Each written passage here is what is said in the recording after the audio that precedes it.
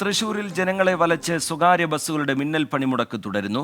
ബസ്സുകളുടെ പാർക്കിംഗിൽ ഏർപ്പെടുത്തിയ ക്രമീകരണത്തിൽ പ്രതിഷേധിച്ചുകൊണ്ടാണ് പണിമുടക്ക് നടക്കുന്നത്. സൂരജ് സജി ചേരുന്നുണ്ട് വിവരങ്ങളുമായി തൃശൂരിൽ നിന്ന്. സൂരജ്, ഒരു മിന്നൽ പണിമുടക്ക് സാധാരണ ജനജീവിതത്തെ എത്രത്തോളം ബാധിക്കും എന്നുള്ള കാര്യം നമുക്കറിയാം. എന്താണ് സാഹചര്യം സൂരജ്?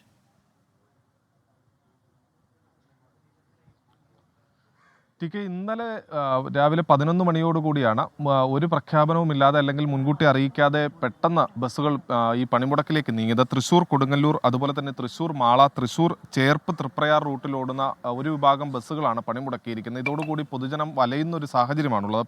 പ്രത്യേകിച്ച് ഈ ശക്തൻ ബസ് സ്റ്റാൻഡിന്റെ നവീകരണം എന്നത് ഏറെക്കാലത്ത് ആവശ്യമായിരുന്നു. ഇതിന്റെ ഭാഗമായിക്കൊണ്ട് തന്നെ ശക്തൻ ബസ് സ്റ്റാൻഡിൽ നവീകരണ പ്രവർത്തികൾ ആരംഭിക്കുകയും ചെയ്തു. ഇതിന്റെ ഭാഗമായാണ് അവിടെ പാർക്ക് ചെയ്തിരുന്ന ബസ്സുകൾക്ക് പകരം മറ്റൊരു സ്ഥലത്തേക്ക് പാർക്കിംഗ് അനുവദിച്ചത്. പക്ഷേ ഇവിടേക്ക് യാത്രക്കാർ എത്തുന്നില്ലെന്ന് ചൂണ്ടിക്കാണിച്ചുകൊണ്ടാണ് ഈ സ്വകാര്യ ബസ്സുകൾ പണിമുടക്കിലേക്ക് നീങ്ങിയത്. അതോടൊപ്പം തന്നെ ഈ ശക്തൻ ബസ് സ്റ്റാൻഡിനോട് ചേർന്ന് തന്നെയുള്ള പ്രധാന പാതകളിലെല്ലാം ഈ അപകടങ്ങൾ പതിവായതോടുകൂടി ചില ഗതാഗത നിയന്ത്രണങ്ങളും ഗതാഗത പരിഷ്കരണങ്ങളും പോലീസിന്റെ ഭാഗത്തു നിന്ന് കൊണ്ടുവന്നിരുന്നു. ഇതിലെല്ലാം പ്രതിഷേധിച്ചുകൊണ്ടാണ് ഈ സ്വകാര്യ ബസ്സുകൾ പണിമുടക്കിയിരിക്കുന്നത്. ഈ തൃശ്ശൂർ കൊടുങ്ങല്ലൂർ റൂട്ട് എന്ന് വെച്ച് കഴിഞ്ഞാൽ ഏറെ ആളുകൾ സഞ്ചരിക്കുന്ന ഒരു പ്രധാന പാതയാണ്. അതുകൊണ്ട് തന്നെ നിരവധി പേരാണ് ഈ സ്വകാര്യ ബസ്സുകൾ ആശ്രയിക്കുന്ന നിരവധി പേരാണ് യാത്രാ സൗകര്യങ്ങളില്ലാതെ കുടുങ്ങിക്കിടക്കുന്നത് എന്നുള്ളതാണ് നമുക്ക് ലഭിക്കുന്ന വിവരം. എന്തായാലും ഈ ബസ് ജീവനക്കാരുമായി ഇന്ന് രാവിലെ തന്നെ ചർച്ച നടത്തും എന്നുള്ളതാണ് ബന്ധപ്പെട്ട കേന്ദ്രങ്ങളിൽ നിന്ന് നമുക്ക് ലഭിക്കുന്ന വിവരങ്ങൾ.